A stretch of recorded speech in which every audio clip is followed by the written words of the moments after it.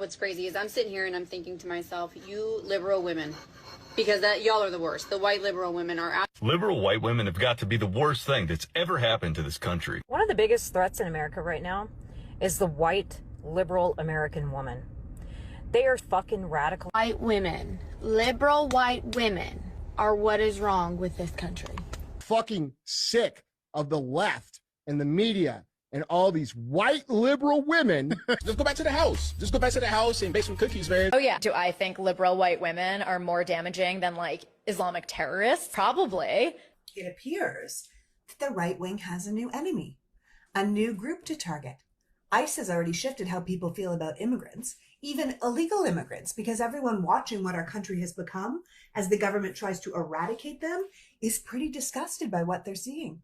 This horror that is being inflicted on cities like Minneapolis and children like Liam Ramos and citizens like Alex Preddy isn't serving to harden people against this enemy from within, but rather making people question their biases. Maybe we don't care that much if everyone is legal. Maybe we should have an easier path to citizenship. Maybe our economy runs pretty well with all this immigrant labor and skills. Was this mass deportation thing a bad idea? But one of the groups really making those points right now, making that crystal clear, who are really questioning what ICE is doing and getting in the faces of this group on the streets and on TV and online, are white women. The very group that has perpetually traded their voice for their proximity to power. The group that by majority has sat on the sidelines while Black women and Indigenous people took the lion's share of the work. The group who by majority have voted conservative with their white husbands when elections came along. So watching the shift in people who look like me, this conscious awakening of a group this administration counted on, that the patriarchy relies on, is clearly making the powers that be nervous, because women are actually the majority of this country, and we organize and run a lot of people's lives. If we all started working together, if white women chose by majority to stop carrying water for them, the status quo would be in trouble. And we can't have that. Not when this administration is so close to stripping us of our autonomy, of making it harder for us to vote with the SAVE Act, of getting us back in the kitchen with their focus on the family policies, of stripping us of birth control like they stripped us of abortion rights. They're so close to finally getting us to shut up, to get us out of higher education in the workforce and getting us back under the thumb where we belong. It's not going to work if our mouthy little voices and educated little brains keep organizing protests and talking to our spouses and friends, not if we collectively decide that we don't like children being targeted or families being separated or people being brutalized by untrained violent goon squads in our streets.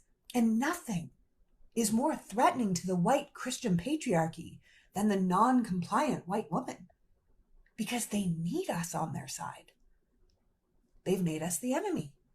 And it's not so much an attack on white women as it's an attack on power, because they know we as a collective are making a difference, and that our engaging as a group is going to be a problem, because if we stop seeing the difference between us and all the other women whose rights are being stripped away, if we unite, then they are in trouble.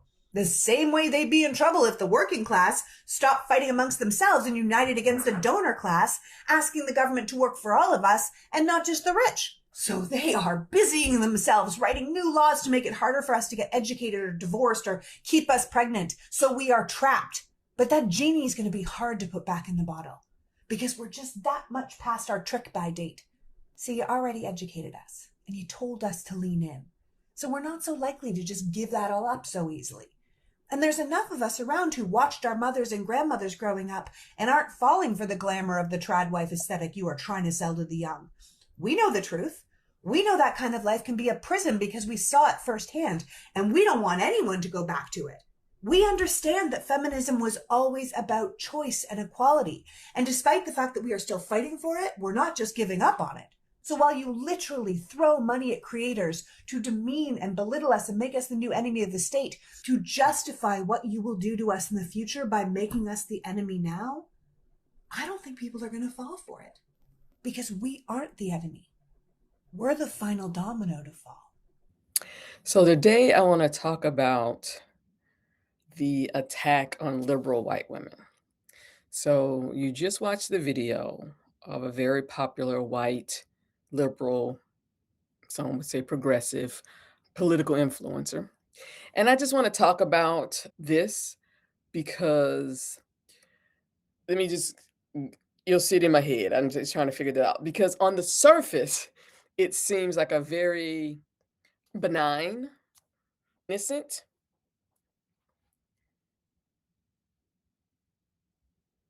post message, and it's true. So again, this not again. What we're going to talk about is what you're going to learn in this work is we don't do binaries. We rarely do there's very few things that are black, white, good, bad, up, down. And also non-white folks don't get to live in binaries. We have to deal with nuance. So this is an issue that many white people have with engaging with non-white people is that we don't get to navigate the world in binaries. Our conversations, our behaviors, our thoughts are very nuanced, even if we can't articulate it. And so here's an example of this. So on the surface, this seems to be like, Rod, not that you're being attacked, but the fact that you have a common goal, you're rallying.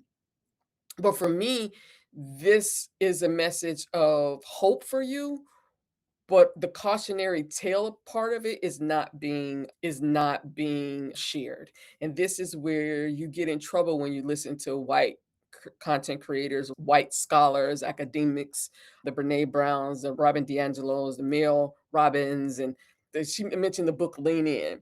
Black women never saw themselves in the book Lean In. We knew that book was not created for us. And so this is your message, your opportunity to look at content like that more critically. So yes, white women banding together, seeing themselves as part of a coalition with non-white women is ideal, is where we're going. But like most content by white women, it lacks substance. It lacks how we get there. It lacks anything other than the raw that gets you excited, but there's no meat to it. There's nothing that will sustain you, as we talked about, as the first post was, how you move from urgency to reliability. Nothing about that raw moves you to from urgency to reliability to finally seeing that you're targeted by systems, institutions, and policies of white supremacy and building the resiliency and the capabilities and the solidarity to not only survive it, but to dominate it, to overcome it. Because we don't want to survive, we want to thrive. And so it is incumbent upon you because again, the raw is good, but that's where you fail. Y'all get the raw, but you don't do the work.